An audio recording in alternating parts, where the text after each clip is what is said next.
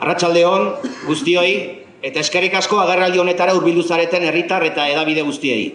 Bertan ditugu Sanferminak. Gure Iruña berriz ere munduko hiriburu bihurtzen den garaia. Festa, musika eta dantza egunak, brindisak egiteko eta milaka unetxo edo momentiko bizitzeko egunak. Elkartzeko, besarkatzeko egunak. Iruña mundura irekitzeko eta munduak bere buruari Iruñan begiratzeko egunak. Festaren magian murgiltzeko gogoa badugu ere, aurten ere euskal preso ieslari eta deportatuen auziaren konponbidea izango dugu aldarri. Ezin dugulako ahaztu, urtetako gatazkaren ondoren oraindik orain konpondu gabeko ondorioak ditugula konpontzeko.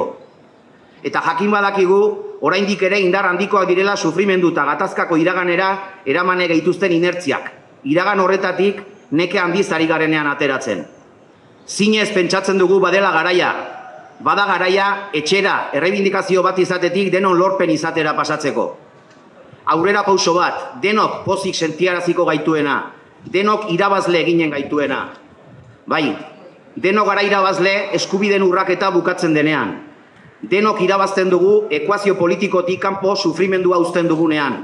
Atea zabalik utzita elkarbizitzaren agertokietara, memoria inklusiboaren agertokietara, berriz elkartzeko agertokietara. Zentzu horretan, Sanfermin bezperetan uztailaren 4ean eta Sanferminetako uztailaren 8ean antolatu ditugun ekimenen berri eman eta bertan parte hartzeko deia luzatu nahi genizueke. Batetik, uztailaren 4ean Sanferminen bezperetan azken urtetako mobilizazioa aurrera eramango dugu.